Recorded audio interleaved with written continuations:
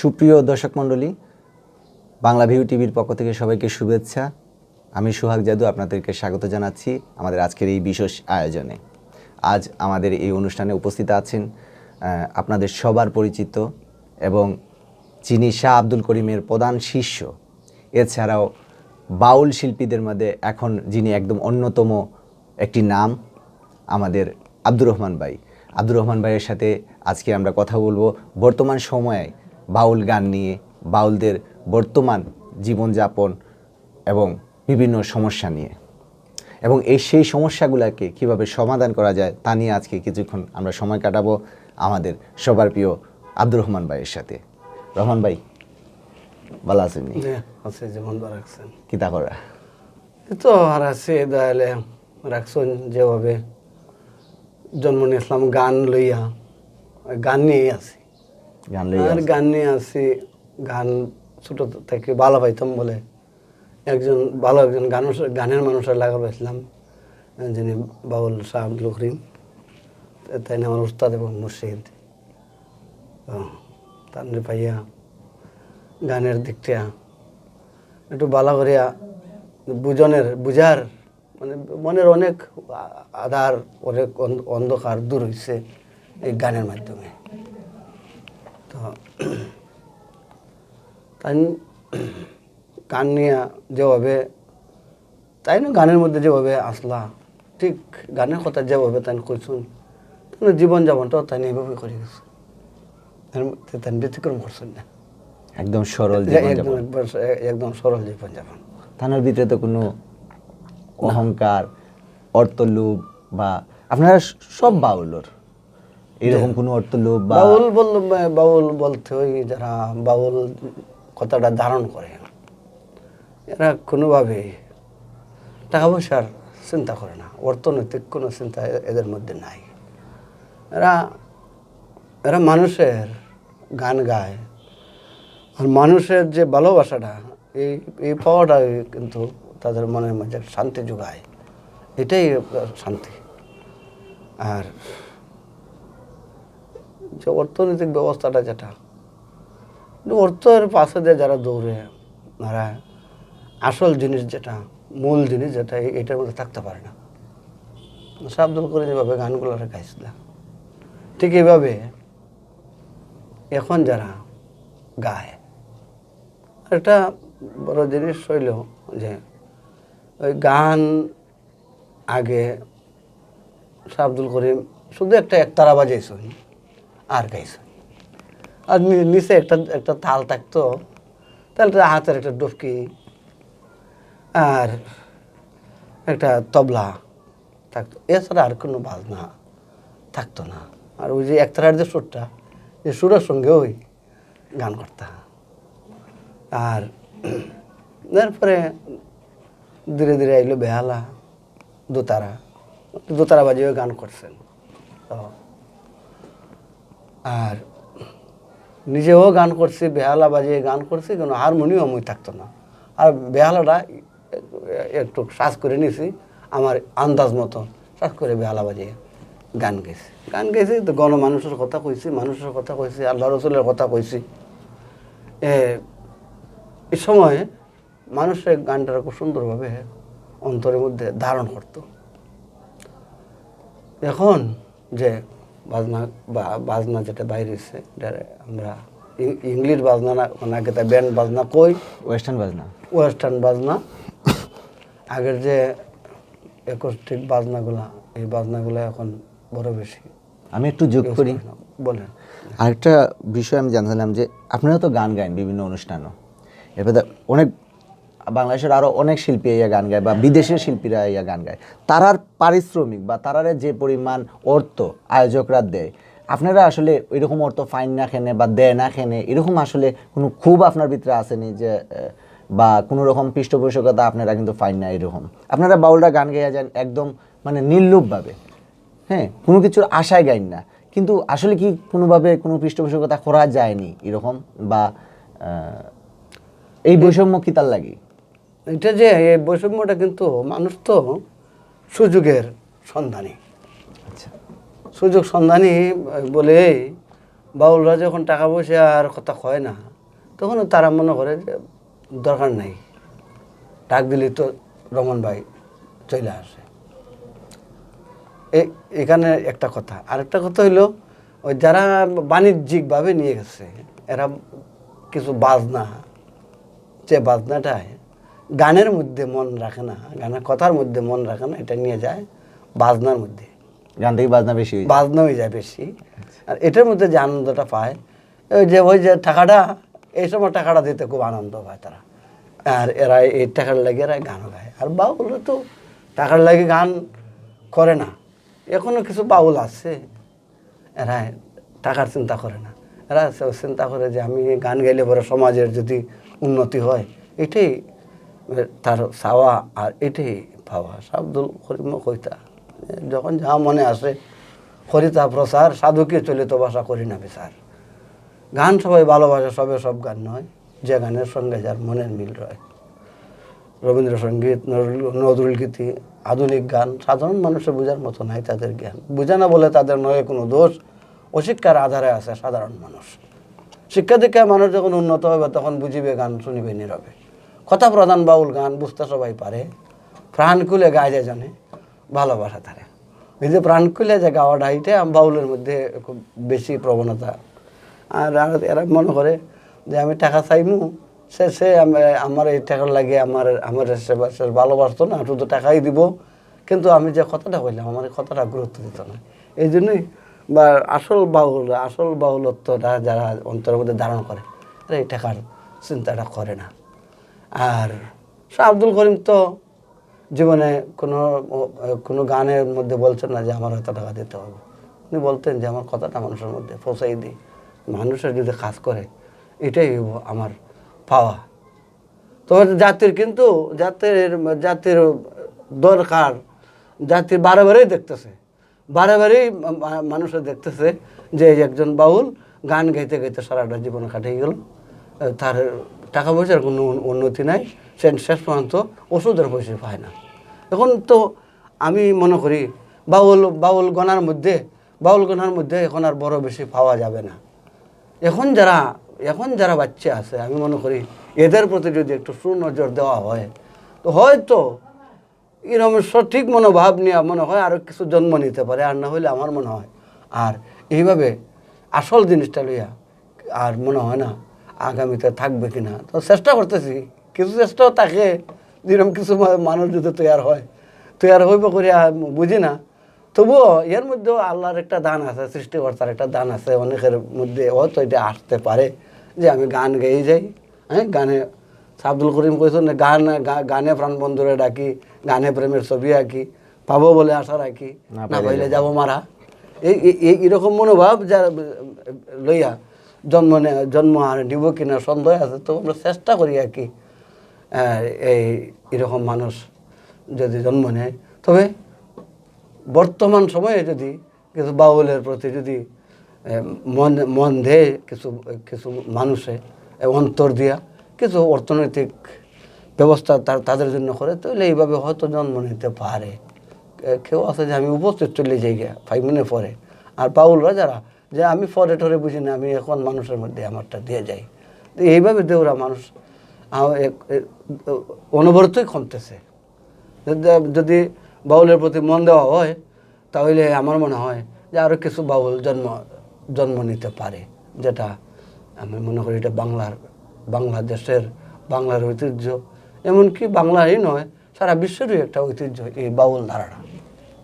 বাংলা সংস্কৃতির মূল এটা উপাদানটা হইল গিয়া বাউল গান। আচ্ছা রহমান ভাই, একটা বিষয় হইল গিয়া বর্তমান সময়ে কিন্তু বিভিন্ন জায়গায় বাউল গানে হামলাওয়ার বা ওইতে দেওয়ার না বন্ধ করা হয়ে যায় বাউল গান, এবং বিভিন্ন বাউল বলতে উপরে হামলাওয়ার, বাউলার চুল খাটিয়া দেওয়ার, এবং বিভিন্ন বাউলরে প্রশাসনের মাধ্যমে তারারে গ্রেফতার করাওয়ার, কারাগারে পাঠানোর। আসলে এই যে অত্যাচার বা অনাচার চলের বাউল গল্পের মাঝে, এটা আসলে কিতার লাগি শুরু হইল বা খেনে চলের বা আপনারা কিতা চাইন? এটা তো বাউল গল্পের সাথে হওয়ার কথা না, কারণ তারা তো আসলে কেউরে অ্যাটাক করে না, তারা কেউরে হামলা করে না, তার যেই মনের কথাগুলো এগুলা বাউল গানের মাধ্যমে সবার কাছে ছড়াইয়া দেয়। আসলে কিতার লাগি এই এত বেশি মানুষ বাউল গান হইতে দেন না, বা কিতার লাগি মানুষ এই একটা গোষ্ঠী সবাই না, আবার আমরা অনেকেই আছে আবার বাউল গান খুব ভালো পান, বাউল গানের অনুষ্ঠান তারা আয়োজন করেন, কিন্তু এই যে কিছু কিছু ঘটনাগুলা বিচ্ছিন্ন ঘটনা, এগুলো কিতার লাগি ঘটের বা খারাপ ঘটার আপনার কাছে মনে হয়? এটা হইল আব্দুল করিমের একটা গানের মাঝে আছে, হিংসাকুরগণ বলে এখন আব্দুল করিম নেশাকুর, ধর্মকর্মের দাঁড় দাঁড়া না, গান বাজনাতে রইবে। এখানে মধ্যে তাই না একটু দ্বন্দ্ব গোছাইয়া কইছেন, হিংসা অহংকার করা মমিনের কর্তব্য নয়, আদমকে হিংসা করিয়া মকরুম হবে শয়তান হয়। তো বুঝিতে হয় আসল বিষয় হিংসা নিন্দা করে দূর। এই জায়গাটার মধ্যে অভাব বাউলের উপরে যে এই যে এটা এই জিনিসটা ঠিক সেইভাবে আসল জিনিসটা বুঝে না বললেই এদের উপরে এই হামলাটা হইতেছে। এটা কিন্তু সঠিক না, এটা হইলে হিংসাত্মক মনোভাব। এই জিনিসটা করাটা কোনো মতেই ভালো না। কারণ একদিকে মানুষ যে ভালো হয় শুধু একটা বিষয়ের উপরে নিয়ে ভালো হয় না, বিভিন্ন দিক দেখে, বিভিন্ন দিকের মাঝে যখন দেখে যে ভালো একটা দিক রয়ে গেছে, এইটা অনেকেই নিতে পারে আর অনেকেই নিতে পারে না। বেশি খারাপ জিনিসটি মানুষ একটু বেশি নেয়, এটাও ঠিক। তবে আমি যদি আরেকজন একটা বিচার করতে যাই, আমার ভিতরে সদ্ভাব নিয়ে আমি এই বিচারটা করতে হবে। এইখানে আমাদের অভাব, এই জন্যই বাউলদের উপরে হামলা হয়। কোনো বাউলেই কিন্তু কোনো ধর্মের বিরুদ্ধে কোনো কথা বলবে না, তারা চাইবে সব ধর্মরে এক করতে। শাহ আব্দুল করিম গানের মধ্যে কইসুন যে নবী এসে গুছালেন আধার, নূরের আলো যার, নবী এসে গুছালেন আধার, লা ইলাহা ইল্লাল্লাহ জানো, আল্লাহকে মুনিব মানো, মুক্তির বাণী করিলেন প্রচার। কার দ্বারা প্রচার করছেন? নবীজির দ্বারা প্রচার করছেন। এরপরে করছেন নূরে নূর নবী পয়দা, এই নূরে জগৎ বাধা, নহে জুদা সবই একাকার, শতবর্ণের গাবি হলে একই বর্ণের দুগ্ধ মিলে, সাম্যের বাণী নবী মুস্তফার। আমরা যাই সমাজ স্বতন্ত্র মাস যাওই চিল্লাচিল্লি করি, নবীজি কিন্তু এই আসল জিনিসটা তাই তুলে তৈরি করছেন। খেললে কি যে মানুষের মধ্যে ভালোবাসা, ধর্ম আইসে মানুষের মধ্যে ভালোবাসা সৃষ্টি করার জন্য। এখানে হিংসাত্মক মনোভাব নিলে চলতো না। এটার মধ্যে একটা হিংসা কাজ করে, এই জন্য বাউলরা এরা মনে করে যে বাউলরা যদি আমরা দমাই দিই তা আমরা একদিকে একটা স্বার্থ পাইব, কিন্তু একদিকে স্বার্থ তো দুনিয়াটা না, দুনিয়ার সবের লিয়া। আমি মনে করি এটা হিংসাত্মক এটা সৃষ্টি হইতেছে। আমার মনে হয় যে এই হিংসাত্মক মনোভাবটা আমরা যে পর্যন্ত না ছাড়ছি, মানুষের মধ্যে কোনো শান্তি আসবে না। সবরে আমরা মানুষ হিসাবে দেখতে হবে, মানুষের জন্য। আর শাহ আব্দুল করিমে যে খুঁজছেন, মানুষ যদি হইতে চাও করো মানুষের ভয়। কোনভাবে আপনি করবেন, ভজনাটা কোনভাবে করবেন? মানুষরে ভালোবাসার তুই ভজনা, এটা তো আর কোনো কিছু না। নবীজি তুই মানুষই, নবীজি অন্ধকার যুগে জন্ম নিয়েছে। অন্ধকার যুগ বলতে তো আমরা অনেকেই বুঝি, এটা তো কেউ বুঝেই বলবার মতো না। নবীজি যে জায়গার মধ্যে জন্ম নিয়েছিলেন, এই জায়গা তো অন্ধকারের মতো ছিল, সেই সময়টা খুব বিভৎসকর অবস্থা আছে। এই জন্যই নবীজির আল্লাহ পাঠাইছেন কেন, আর নবীজির কাছে অনেক বাণী আল্লাহ দিচ্ছেন, আর তাই এটা মানুষের মধ্যে প্রচার, তাই নয় এই জিনিসটা প্রচার করতে গিয়ে অনেক নির্যাতিত হয়েছেন। তাই এরপরেও তাই কইছে যে না, আমার এই মানুষ বাচ্চা থাকুক, একদিন এই কথাগুলা কানে নিবে। তবে এখান থেকে আসে যে বাউলের যে বাউলের কথাগুলা কিন্তু এই কোরআনের আলোকেই আসছে। আর এটারে আমরা একদলে এটারে অন্যভাবে নিয়ে যাই, বিকৃত করি করিয়া একটা ফ্যাসাদ বা একটা দ্বন্দ্ব সৃষ্টি করে, আচ্ছা দ্বন্দ্ব সৃষ্টি করলে পরে একটা দলের মনে হয় একটা কিছু স্বার্থ হইব। নবীজি শাহ আব্দুল করিম তাই কিছু কথা কইছেন, এর মধ্যে একটা কথা তাই কইছিলাম যে অনেকে মনে করে যে আমরা কোরআন কিতাব পড়ে দেব মন পাশ করিয়া আইছি, হ্যাঁ আমরা কথা বলতে চাই না। গান হইলে গানের মাঝে তো হাজার হাজার মানুষ হয়। আচ্ছা, এটাও একটা শাহ আব্দুল করিমের কথা। এটা তাই একবার এটা আমরা তাই সময় হইতা, এটা আসরের মধ্যে হইতা না। কিছু জিনিস আছে যেটা আসরের মধ্যে খাওয়া যেত না। কোরআনেরও কিছু কথা আছে, এটা একবার আসরের মধ্যে ওয়াজের মধ্যে সুন্দরভাবে এটা তুলে ধরা যাইত না। এতে কিছু মানুষ উপস্থিত কিছু মানুষই বিশৃঙ্খলা সৃষ্টি, এরা ওই ওয়াজ শুনতো না, এরা উঠে আইব না, কিরম লাগতো দেখা যায় বাউল বলতে সব সত্য ঘটনাটা তুলিয়া একদম সহজভাবে তারা বুঝাইয়া দিলে যে এই কারণে প্রচুর মানুষ বাউল গানের বক্তব্য বা বাউল গান শুনে সারা রাত বই থাকে। আর অন্যান্য অনেকগুলা দেখা যায় মানে করলাম না, দেখা যায় যে তারা আসলে মিথ্যারে সত্যটা মানে সত্য বানাইয়া সাফাইয়া দিত চায়, এগুলো মানুষ সহ্য করতে পারে না, মানে নিতে চায় না বা শুনতে চায় না, মানুষ কম হয়। তারাই আসলে মূলত আপনি কইতে চাই যে এই বিশৃঙ্খলাটা লাগায় যে আপনারা বাউল বলতে বিভিন্ন অপবাদ দিয়া বিভিন্ন সত্যিকারের বাউল যে কোন ধর্মরে নবীজিরে তো কোনোভাবে কটাক্ষ করবার মতোই না। সত্যিকারের বাউল যারা নবীজিরে তো একবারে অন্তরের মধ্যে ধারণ করে। আমরা কবি এরা আগে তো এরা ফকির এরা কিছু ছন্দে কিছু গান গেছে, কোথায় আরব জমি আর কোথায় বঙ্গ, মানে এই দেশটা তো সময় বঙ্গ দেশ আছে, হ্যাঁ, কোথায় আরব জমি কোথায় বঙ্গ কোথায় তুমি, নবীজির উদ্দেশ্য বলে কোথায় আরব জমি কোথায় বঙ্গ কোথায় তুমি, ভেবে জমি রাইলি বলে কেউ নসিবে থাকিলে তোমার দর্শনে মিলে বন্ধু বন্ধু তুমি গুলাবে। এই কথাগুলোর অর্থ আসলে যারা এটা লিয়া মানে বিশৃঙ্খলা করে দাঙ্গা ফেসাদ করে, হ্যাঁ, তারা আসলে এই কথাগুলোর অর্থ ক্লিয়ারলি বুঝতে পারে না, নিতে পারে না। তারা আসলে অনেক কিতা কইতাম আপনারা। আচ্ছা, যাই হোক, এখন আমি আরেকটা বিষয়ে জানতে চাই, আপনারা আসলে কি ধরনের সমাজ চান বা কি ধরনের আপনারা একটা পরিবেশ তো চান যে এইরকম একটা সমাজ বা একটা দেশ হইলে, হ্যাঁ, আপনারা সুন্দরভাবে মানে চলিয়া যাইতে পারবা, গান শোনাইতে পারবা মানুষে, এবং সুন্দর একটা সমাজ চান। কি ধরনের সমাজটা চান বা কি ধরনের বাণী আপনারা প্রচার করার সবসময় চেষ্টা করেন? আমরা তো বাণী তো মানুষের মানুষ সবার উপরে মানুষ হতো, তার উপরে নাই, এই কথা। মানুষের যে পর্যন্ত প্রেম না হয়েছে বা ভালোবাসে এই পর্যন্ত মানুষের মধ্যে কোনো শান্তি আসবে না। তাই না? কোথাও তুমিও মানুষ আমিও মানুষ, সবাই এক মানুষ। আমরা যদি এইভাবে না ভাবি তাহলে দাঙ্গা বাসাদ আমরা দূর করতে পারবো না। একজনের একটা দ্বারা নিয়ে দুনিয়াতে জন্ম নিয়েছেন ভালো, হ্যাঁ, শাহ আব্দুল করিমের সময় আরও কত শাহ আব্দুল করিমে ওই দিনই জন্ম নিয়েছিল, কিন্তু এই শাহ আব্দুল করিমের নাম মনে রাখছে আর কেউ নাম মনে রাখছে না।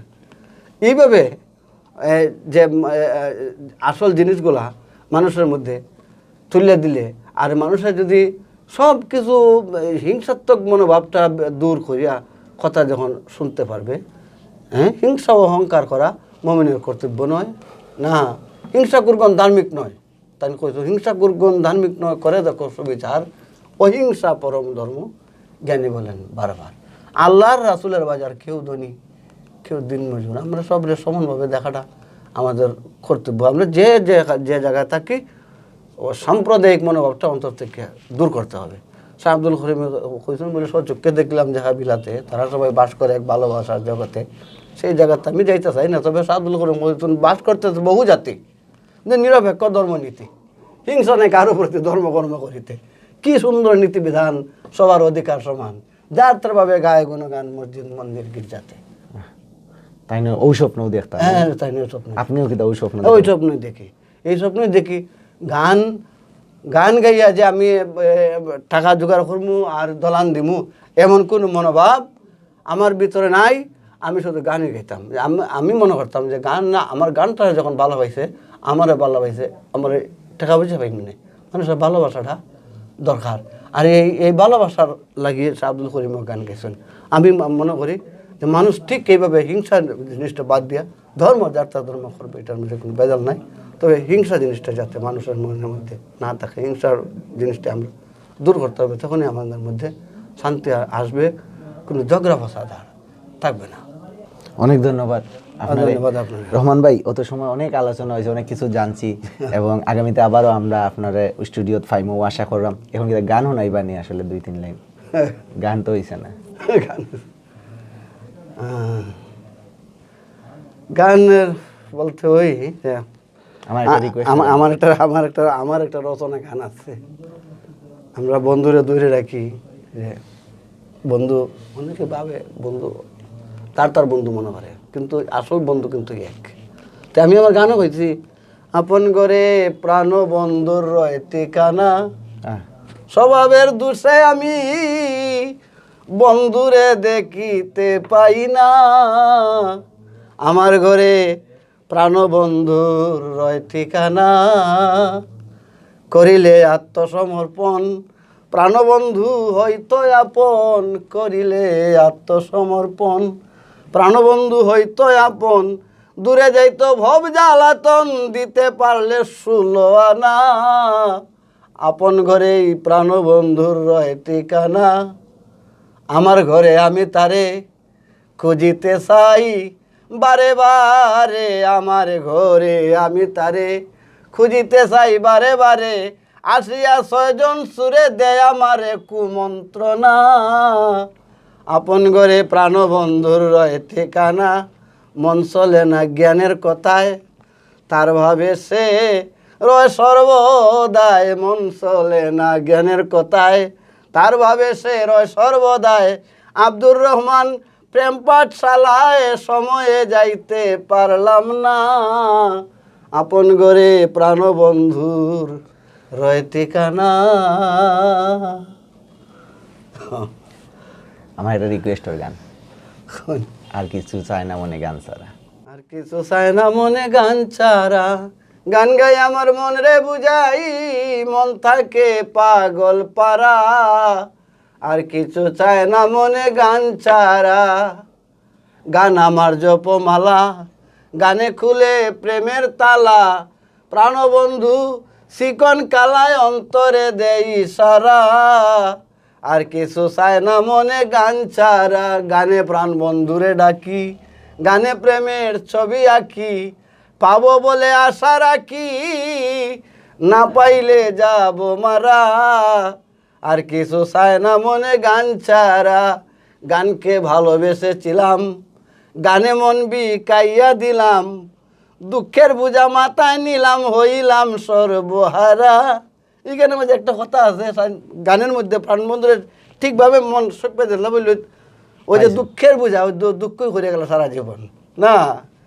এরপরে কইছেন ভাবে করিম দিনহীন, আর কি আসবে শুভ দিন, জল ছাড়া কি বাঁচিবে মিন, ডুবলে কি ভাসবে বোরা, আর কিছু চায় না মনে গান ছাড়া, গান গাই আমার মন রে বুঝাই, মন থাকে পাগল পারা, আর কিছু চায় না মনে গান ছাড়া। রহমান ভাই, অসংখ্য ধন্যবাদ আমরা স্টুডিও দেওয়ার লাগি। আপনারা ধন্যবাদ।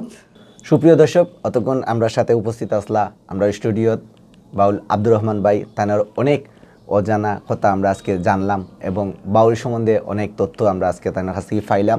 আমরাও চাই বাউলরা এই দেশে নিরাপত্তা হোক, সারা বিশ্বত তারা শান্তির বাণী ফুসাইয়া দোকা। ততদিন পর্যন্ত আপনারা ভালো থাকবা, সুস্থ থাকবা। আজকে লেগে বিদায় নিলাম। ধন্যবাদ সবাই।